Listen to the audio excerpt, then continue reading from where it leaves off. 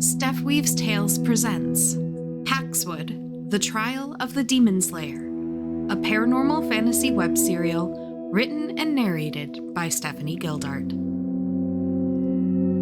Episode 6, An Unlikely Source of Truth.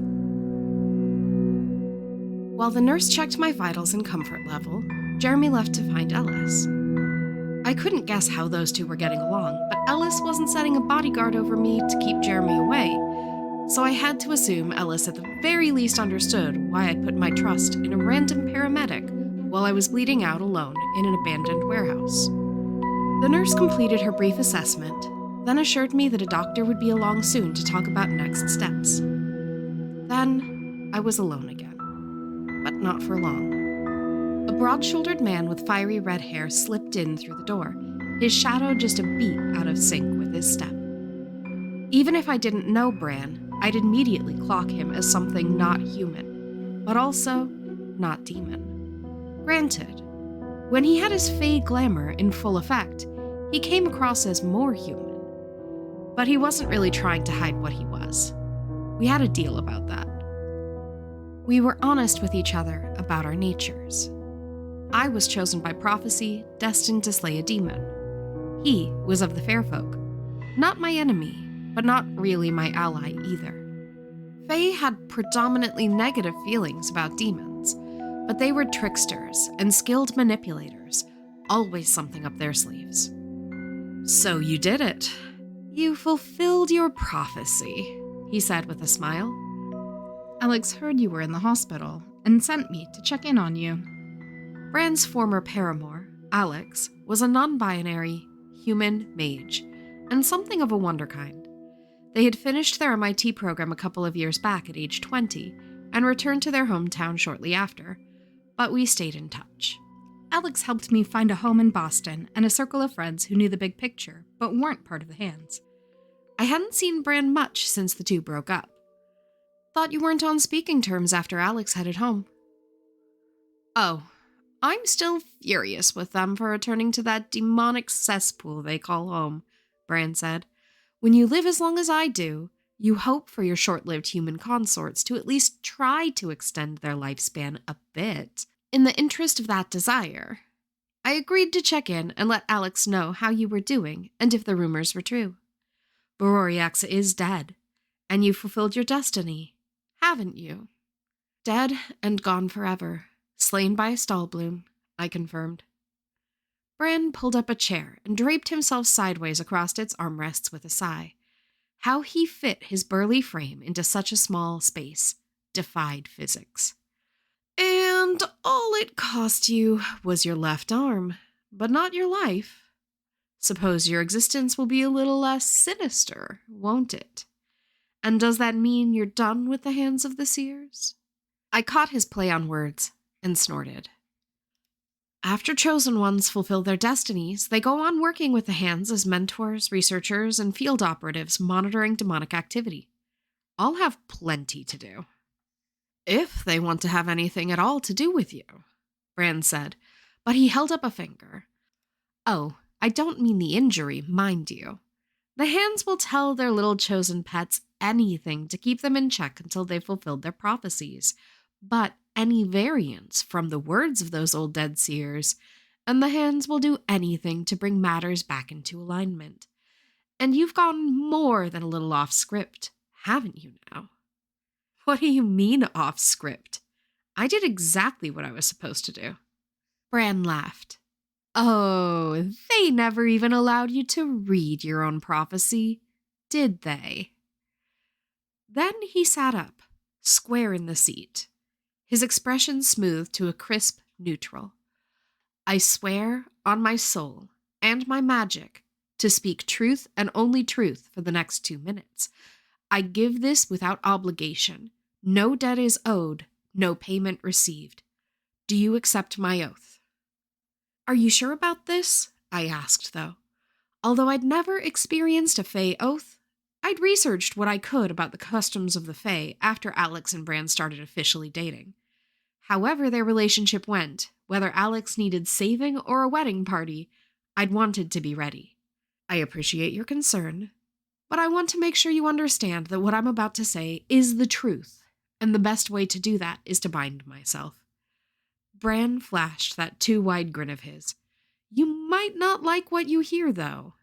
And I've done what Alex asked me to do. I could just go without saying any more. It has to do with my prophecy." Bran nodded. "Then I accept your oath and bind you to it for only these 2 minutes." I glanced at the clock on the wall to mark the time. "A seer, known by the moniker Vesuvius, recorded your prophecy during the late Roman Empire, in Latin. Scribes made a handful of copies of his prophecies to preserve them. Later, scholars gathered and bound them. A copy ended up in a Fey library that I have access to, and I took an interest in your prophecy after Alex befriended you, if only to keep them safe from any second-hand demonic threats." I smiled a bit at the irony of that. "I read it in the original Latin. You should ask to read it too, but the significant line in this case is the very last. Loosely translated, your prophecy states that in your last battle, you alone will die to defeat Varoriax. You fought him alone, I take it? No one else with you?" "Yeah." I pressed my lips together into a thin line. My heart monitor beat more rapidly as confusion settled in. "It is in keeping that the Hands of the Seers will follow exactly the letter of a prophecy," Bran said. "The Latin solus can mean alone, only, or exclusively. I assume they erred on the side of caution and put you in a position to fight alone so that it would be you, only you, alone, and exclusive. The other line, well, Demorior, is a little more absolute. They expected you to die." 30 seconds left on the clock. A text that old, maybe they were working off of a different copy of the prophecy. Ellis wouldn't have sent me to my death like that. No way. "There's one way to know for sure. Ask them to show you their copy of the prophecy, the original." Bran grabbed a piece of paper and a pen and jotted down 2 lines of Latin text, using the Latin alphabet. I couldn't read it, but he was still under oath. "If you see that, it's the same text that I read. My oath is fulfilled." I clenched my jaw to keep from saying something stupid that would cause me to owe Bran a debt for this. Even though he'd offered the information freely, there was a chance that if I slipped up, I'd create an imbalance. "Thank you," I said. Simple. Concise. Bran stood. "Believe me, you really should distance yourself from the Hands of the Seers. They don't have your best interests at heart. I'll let Alex know you're doing well. Call them when you can." "I will." With a wave, Bran left. He was wrong about the Hands of the Seers. Anyone who wasn't part of the Order couldn't understand how dedicated every person was to preserving human life. We made sacrifices. That was only necessary when the demons we fought against were so deadly and determined. I had this calling for a reason, and people like Ellis, who had no burden of prophecy, still saw the threat and did what they could to protect people. I didn't agree with everything. Like keeping those of us with prophesied destinies apart felt a bit controlling and isolating. But I understood the organization's logic, and it had to come from experience, a time when the demons overwhelmed the Hands and chosen destinies were disastrously broken. Right? Bran, an outsider, had to be coming from a place of bias and jumping to conclusions. Ellis was kind, thorough, and supportive. The Hands of the Seers saved lives worldwide. My mentor wouldn't send me to die alone. Would she? Where was she? Thank you, listeners, for tuning in.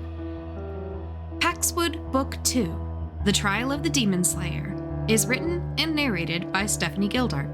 That's me. Theme music composed by Human Nature. Visit paxwoodtales.com to read the story as it unfolds. Want to read over my shoulder while I write what's next? Catch me live on Moonbeam for laid-back virtual write-ins and crafting. If you like the story and you want more, like, review, comment, subscribe. And if you're feeling particularly entangled, buy me a skein of yarn on Ko-fi. Carrie's paranormal tip of the day. The fair folk come in all shapes and sizes. Some are giant, some are small enough to stand in the palm of your hand. All of them, regardless of stature, have immense magical power. Learn their traditions and you have the best chance of surviving without accidentally selling off your firstborn child.